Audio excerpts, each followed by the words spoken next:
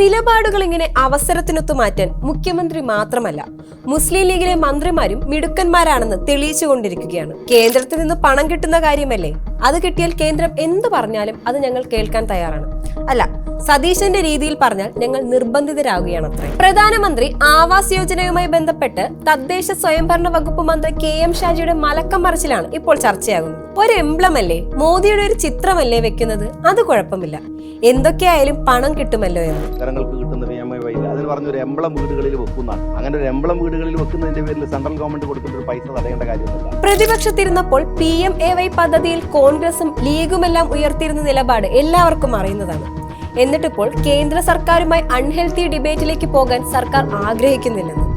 വിവാദങ്ങളിൽ നിന്ന് തടിയുരാൻ മുഖ്യമന്ത്രി പ്രയോഗിക്കുന്ന തന്ത്രം മന്ത്രിസഭയിലെ എല്ലാവരും ഉപയോഗിച്ചു തുടങ്ങിയിട്ടുണ്ട്. കൊള്ളാം, ഏതായാലും ഇതൊരു നല്ല തീരുമാനമാണ്. PM ശ്രീയിലും ഈ ഒരു പ്രശ്നം മാത്രമേ ഉണ്ടാവുകയുള്ളൂ. നരേന്ദ്രമോദിയുടെ ചിത്രങ്ങൾ ഉണ്ടാകും. ചിലപ്പോൾ കേന്ദ്രം ആവശ്യപ്പെടുന്ന രീതിയിലേക്ക് പാഠഭാഗങ്ങൾ മാറ്റേണ്ടി വരും. ഇതിൽ എന്താണ് തെറ്റ്? എന്തായാലും കേന്ദ്രത്തിൽ നിന്ന് ഫണ്ട് ലഭിക്കുമല്ലോ എന്നാണ് UDF സർക്കാർ പറയുന്നത്. കേന്ദ്ര സഹായത്തോടെ പൂർത്തിയാക്കുന്ന വീടുകളിൽ നിർബന്ധമായും കേന്ദ്രത്തിന്റെ ലോഗോ പതിക്കണമെന്നത് നേരത്തെ വലിയ രാഷ്ട്രീയ തർക്കങ്ങൾക്ക് വഴിവെച്ചിരുന്നു.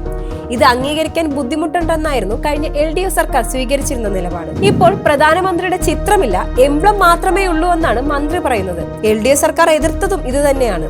വീട് ദാനമായി കിട്ടിയതാണെന്ന സൂചന ഒരിക്കലും ലഭിക്കരുതെന്നും ബ്രാൻഡിംഗ് നൽകുന്നത് വിവേചനത്തിന് ഇടയാക്കുമെന്നും LDF സർക്കാർ വ്യക്തമാക്കിയിരുന്നു.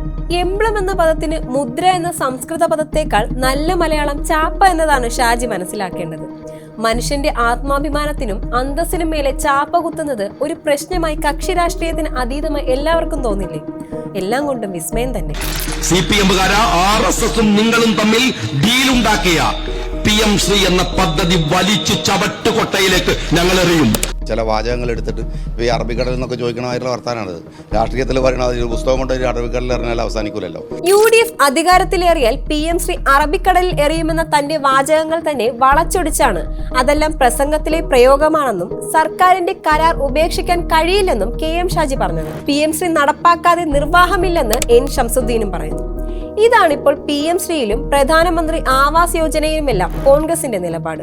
തിരഞ്ഞെടുപ്പ് കാലത്ത് വലിയ വാദങ്ങൾ ഉയർത്തിയിരുന്നവർക്ക് ആർക്കും തന്നെ ഇപ്പോൾ യാതൊരു പ്രശ്നവുമില്ല. KM ഷാജിക്കുമില്ല, ഷംസുദ്ദീനുമില്ല, കുഞ്ഞാലിക്കുട്ടിക്കുമില്ല. VD സതീശൻ പിന്നെ തുടക്കം മുതൽ തന്നെ കേന്ദ്രവുമായുള്ള ഡീലിന് ഓക്കെയാണ്. ഇപ്പോൾ എവിടെയാണ് നിങ്ങളുടെ രാഷ്ട്രീയ നിലപാട്?